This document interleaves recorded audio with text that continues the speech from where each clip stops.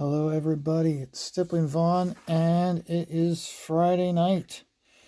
Um, I'm having to do videos on Friday nights now, uh, because I'm getting copyright. I'm getting my videos blocked because of the music at the bar. I knew it was going to happen. Sucks, absolutely sucks, but you know what? We knew it was going to happen, so I can't do anything about it. We adapt, which means doing videos Friday nights now, most likely. I'll be doing videos, most likely I'll be doing some on Sunday nights after the chat. So, just going to work with it. See, this is not my working environment, okay? I do drawings. I can work on pencils, but I'm just not comfortable. But I don't have a choice, really, do I? So, just gonna work with it. So, um, I saw there was a video, like an hour video that Shane and Yanzi did. I think it was, I want to say it was Tuesday. They did a video, and the video was primarily. Before I get into the video, I'm almost done with this, but because like I'm already like, I don't want to hit the face needs to be done, the hand needs to be done, the bottle. This is very delicate work here. Same thing goes with her face. So I'm not going to work on this one, not where the camera's going. And I had a feeling that was going to be an issue. That's the reason why I have this piece right here. And this piece here, you can see I've got your establishing shot being he's drinking from a bottle. Then we pull back. And we're going to see his face. And he's pie-eyed. He's drunk as fuck. And that's Mac. And of course, Bob is taking the whiz because they've been walking all day. And then we're going to have some interaction with them sitting on the tree log. And we're establishing the mountains with the sun about to set behind the mountains. They're going to be continuing to argue. Obviously, something's going on that we got to bring the focus right to them. And then the last shot we're going to have is the two of them looking and reacting. I want to take some photographs of two of the guys at the bar and use them as reference for doing it. Because what it is it's going to be like a really weird angle because it's one of those where it's like you're going to have the face with the eye, but you're going to have where it's such an extreme, you're only going to see like portion of the nose, and you're only going to see like a little bit of the mouth. And actually, the eye is going to be one of those where it's like the eye is going to be like all the way back. You know what I mean? So that's kind of, but you can see it looks like crud right now. But that's the reason why you, when you're not certain, that's the reason why you utilize reference material. And so, I'm going to take advantage of two of the gentlemen at the bar that look similar facial structural wise to the characters that I'm using, I've created. And that way I can get a good shot instead of, because I know like the features of Mac and Bob, but for that specific angle, if I have the ability to take a photograph of someone and then utilize that reference material and manipulate it so it looks like Mac and Bob, I'm going to take it. I'm going to do it. Okay? So that's the reason why I'm saving or doing this last panel. So as you can see right now, we're just going to work on Pie-Eyed Mac. So let's see here. And we got to get some ink on this. So this is the page I've been working on pencil wise. This week and this last week pencils. And now because the other page is almost done, I'll be using this page now to do my inking demos for stippling, and we'll just go from there. So, and again, if you look carefully, you can see where I'm going to thick to thin with the dots, or thin to thick, depending on the direction. I don't like to pull the dots coming towards me. I like to have almost like a regular brush stroke and pull them away from me. That's how you're, even though I'm not using like a brush, it's still the best results is to pull away from you. So, let's see here. Let's pull this up, and then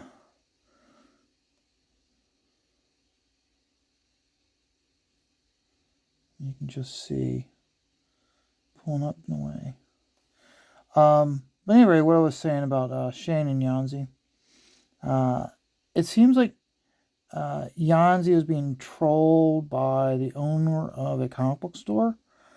Now, by the conversation and when they were reading the information, the comments made by this comic book store owner, it seems as if they might have been an SJW. Now, I can tell you from going to my local comic book store, SJWs are rampant in comic book stores. Now, the owners of the store, they're businessmen. Okay? They're businessmen that happen to love comics. They've been in business for 33 years. Okay? So they're businessmen. They've been in on the business during the 90s. They took part in the Extreme Studios tour and also in the Wild Store, before it was the Wild Store, it was actually Homage Tour. They actually have an issue of the tour magazine up in their store, signed by like Alan Silvestri, Jim Lee, Will Pataccio, all the Wildstorm studio guys. They've been through thick and thin, and they're good businessmen. I've had a lot of good conversations with them about business. A lot of their employees, though, no. If they were to go out on their own and start their own business, they'd fail very quickly because they put their ideology before dollars and cents. So I'm not. So it very well may be a comic book store owner that's trolling and coming down and attacking Yanzi. Part of what's going on is they're failing. The comic book stores are failing. Unfortunately, so many stores are closing.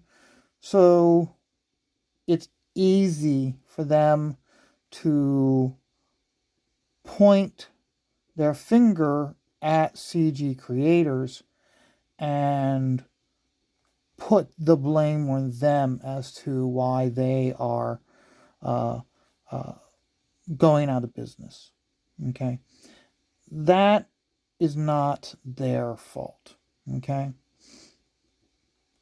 I remember when Redbox showed up, specifically not when you would mail away for a video, but when they first started having the boxes outside of the stores.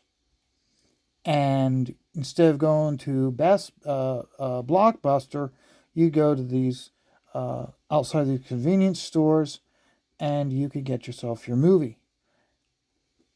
Then you go in towards Netflix when Netflix first popped up.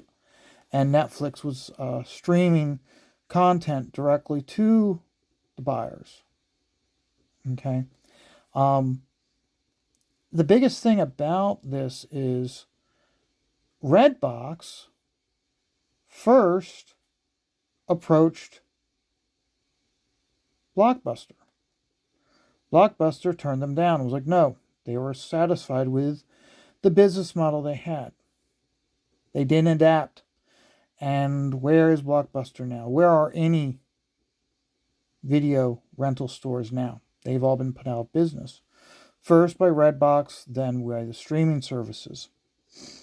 And here's the same thing that's going on with these comic book stores, is they're not adapting or creating a new business model when it comes to comic books. They're maintaining and still trying to make do with the current model of how comic books are done and how comic books are sold. Didn't ever really heard a whole lot of people saying, oh, woe is me, for when Blockbuster was being put out of business. So why is it now that it's all woe is me for these comic book stores that are going out of business when they need to adapt their business model to a business model that's successful? I'm seeing a lot of chatter online to people that are saying that the best model now is to embrace and just sell back issues. Buy up those big collections and then sell them. Diversify your store. I went down to a store down in York about 2 weekends ago. And even though it's called Comic Store West, it primarily, their business is gaming. Dungeons and Dragons, Warhammer, you name it, role-playing wise, they have it. They had a section of manga. Basically, they bought a bookshelf and a bookcase and just loaded up with manga. And then they have comics. Didn't have a whole lot, in my opinion, in new issues, and they didn't have a whole lot in back issues.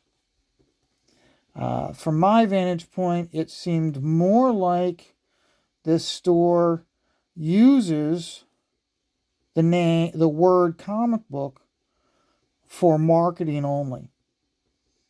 And by having a comic book store, it gets your clientele drawn to you, and then when they get in there, then they see that they're primarily gaming, and since so many comic book fans are role-playing board game fans, that's where they spend their money.